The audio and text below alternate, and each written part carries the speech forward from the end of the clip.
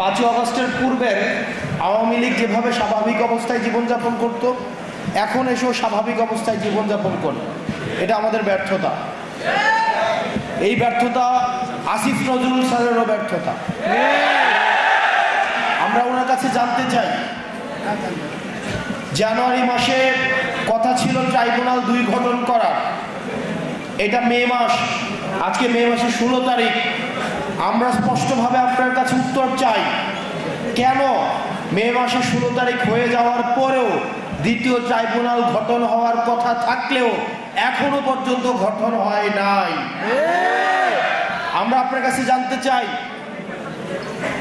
কারা এই হত্যাকাণ্ডের সাথে জড়িত যে আসামিরা রয়েছে, তারা যখন কোর্টে যায় কোন কোন বিচারক তাদেরকে জামিন দিয়ে দেয়, কারা তারা এবং এসবের পিছনে কাদের ইন্ধন রয়েছে, সেগুলোকে আপনি আমাদের সামনে প্রকাশ করুন। আপনি বারবার বলেন যে আপনাকে ভিলেন বানানো হচ্ছে, আপনি বারবার বলেন যে আপনাকে মিসআন্ডারস্টুড করা হচ্ছে। তাহলে যে সত্য ঘটনা, আপনাকে যদি কেউ কাজ করতে না দেয়, আপনাকে যদি কাজ করতে কেউ বাধা দেয়, বা আপনাকে কাজ করতে কেউ যদি কোনো ধরনের প্রেসারে রাখে, সেটা আপনি জাতির সামনে উপস্থাপন করুন। আমরা স্পষ্ট করতে চাই, আওয়ামী লীগের বিচার, খুনিদের বিচার ছাড়া, আপনারা যদি মনে করে থাকেন অন্তর্বর্তীকালীন সরকারের উপদেষ্টারা বিচার ছাড়া আপনাদের অন্য কোনো বড় সংস্কার রয়েছেন, তাহলে আপনারা ভুলের মধ্যে রয়েছেন। খুনিদের বিচার হচ্ছে এই অন্তর্বর্তীকালীন সরকারের উপদেষ্টাদের প্রধান এবং প্রথম সংস্কার। আমরা এই সংস্কারটিকে প্রথমেই দেখতে চাই। এই পাশ থেকে একটা স্লোগান আসছে, আমি এই স্লোগানটার বিরোধিতা জানাই। নির্বাচন না সংস্কার, এই স্লোগানটা সমস্যাজনক স্লোগান। কারণ এই স্লোগানের মধ্য দিয়ে মনে হয় যে আমরা হয় নির্বাচন চাই, না হয় সংস্কার চাই। বিষয়টা এমন না, আমরা দুইটাই চাই। তবে তবে তবে আমরা চাই বিচার হবে, সংস্কার হবে। এই সংস্কার প্রক্রিয়ার মধ্য দিয়ে আমাদের নির্বাচনটা হবে। আপনাদেরকে মাথায় রাখতে হবে, আওয়ামী লীগ যে নির্বাচন পদ্ধতি বানিয়ে গিয়েছে, এই নির্বাচন পদ্ধতির খেলার মাঠটা শুধুমাত্র আওয়ামী লীগ যেন খেলতে পারে সেই উপযোগী করে সেই মাঠটা বানানো হয়েছে।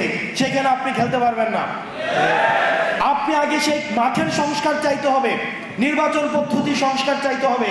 আপনারা কি অস্বীকার করতে পারবেন যে পদ্ধতির নির্বাচন হয়, সেইখানে একটা ওসি সেখানে নির্বাচন করে দেয়, একটা এসপি নির্বাচন করে দেয়, একটা ইউনো নির্বাচন করে দেয়?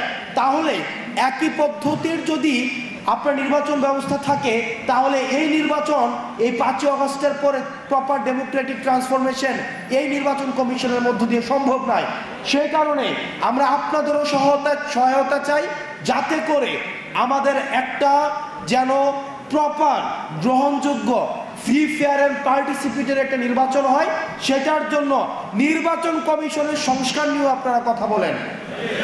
দুঃখজনক বিষয়, আপনারা জানবেন নির্বাচন কমিশন থেকে বলা হয়েছে, আমরা আমাদের থেকে একটা প্রস্তাবনা দিয়েছিলাম, যারা ফেরারি আসামি আছে, যারা গণহত্যার আসামি আছে, তারা যদি নির্বাচনে অংশগ্রহণ করতে চায়, তাহলে তারা সশরীরে এসে তারা পেপার সাবমিট করতে হবে।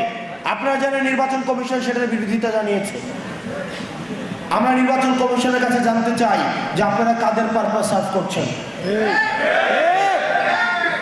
দূষণরা যদি নির্বাচনে অংশগ্রহণ করতে চায়, তারা সশরীরে এসে তাহলে নির্বাচন কমিশনে তাদের পেপার সাবমিট করতে হবে। এটাতে সমস্যা কোথায়?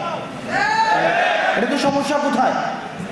আমরা চাই এই কাঠামো পরিবর্তনের মধ্য দিয়ে, আমরা চাই আসিফ নজরুল স্যার থেকে শুরু করে, স্যার আমরা আপনার উপরে ভরসা রেখেছি, আপনি দীর্ঘ সময় ভোকাল ছিলেন, শিক্ষার্থীদের পাশে ছিলেন।